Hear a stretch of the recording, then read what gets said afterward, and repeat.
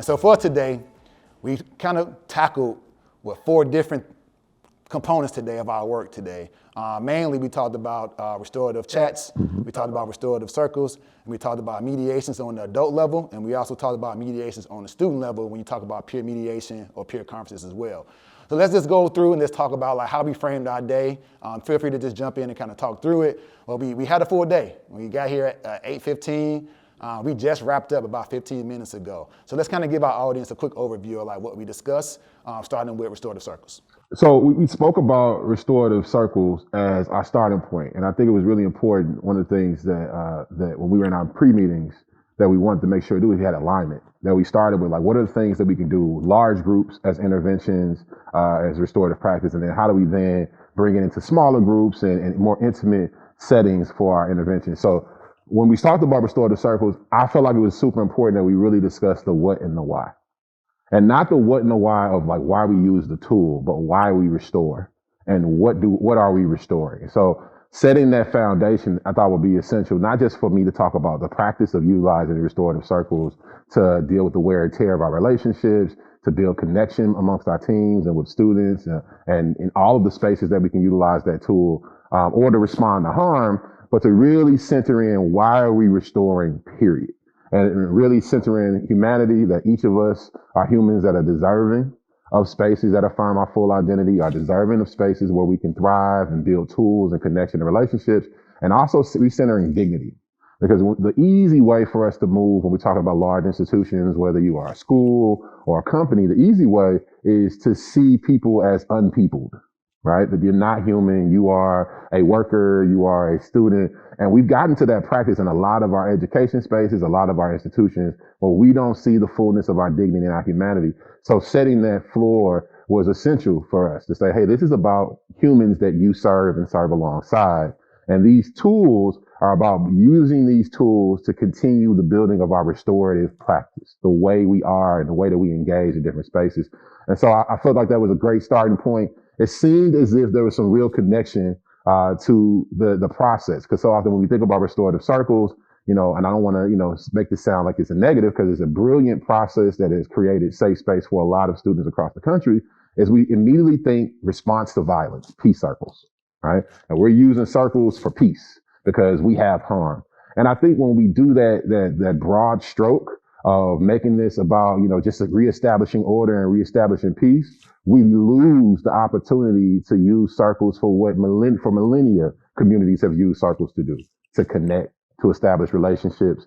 It's a reason why in many cultures, when we sit to eat, we sit in a circle, right? When we sit for holidays, we sit around a table. That's a part of who we are as humans. And so I think reestablishing that what, why are we restoring?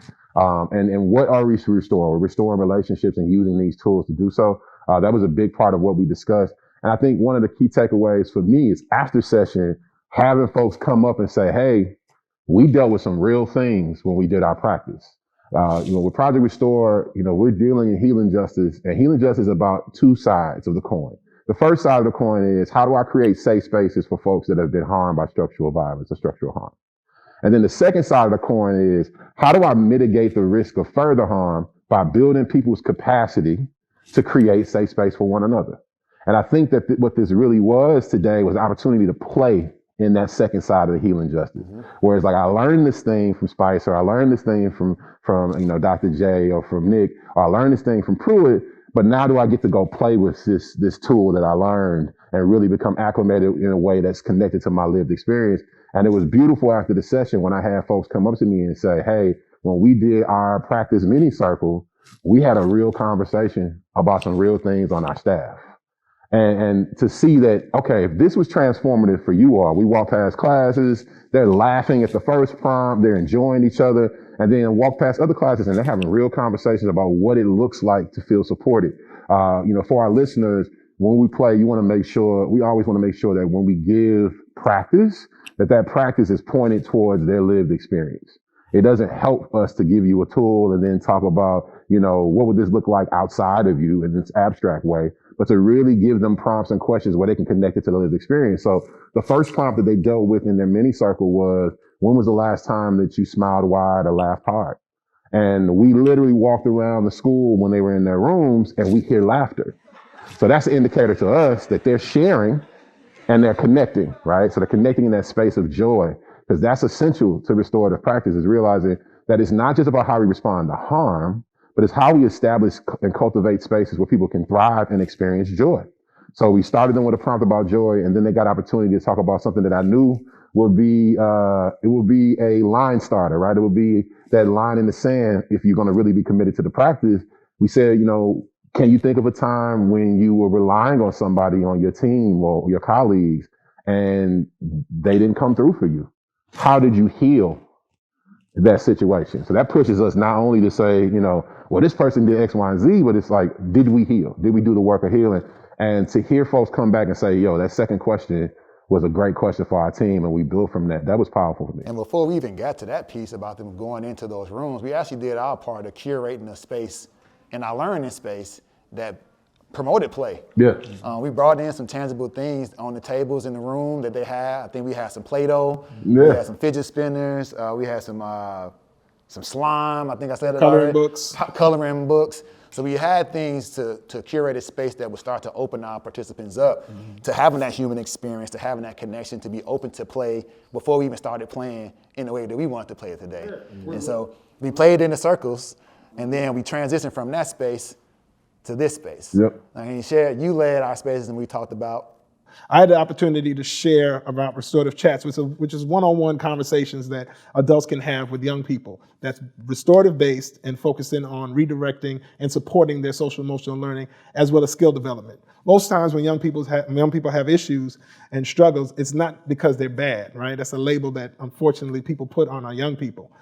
It's because they have a lack or a deficit in a particular social skill. So our job as educators is to help support them in developing that social skill. Going back to what Mr. Pruitt talked about, giving them the tools. And then when they don't do it correctly, they got to go back, get the correct knowledge, and then move forward to be able to master that particular area. And so we took them through, the different module, and then I had the opportunity to meld the circle with the actual restorative chat. So we did a fishbowl where they would be in circle and they would, look at or support the individual that's doing an actual scenario. They have puzzles that they brought, and then we also had puzzles that we gave them. And the puzzles are specific to actual scenario. So I like that terminology, but I know that's a terminology based in Noble, so I want to let the audience know that. And so from there, they were able to actually have them do the scenarios, and then they actually did circles where they gave them areas of growth and areas of glow, areas that did well and areas that they needed more support. And that was a way for them to be able to get real-time feedback so that when they're ready to go back to the classrooms and the schools that they're going to go back to, the 18 schools all across this incredible city, they'll be ready to be able to give that feedback and support to their teachers and staff. And we were actually able to do that too. So we taught a skill or taught a practice, and we gave our participants, our team members, the opportunity to go back and practice those practices in their team, in their campus team. So we really focused a lot of our time today on how we provided space for our team members to go and get that feedback from one another, to practice it in a safe space before they even go back to their campuses and attempt to train their teachers on these practices that we learned today as well. So I appreciate the fact that as we collaborate with one another, we all knew that was like the meat of today, the practice part. Yes. And so we melded the circle, we got the restorative chats in, and then we kind of closed out our time today with mediations. Yeah. This is just about the I'm responding to a fight, and more I'm responding to a tear or wear and tear.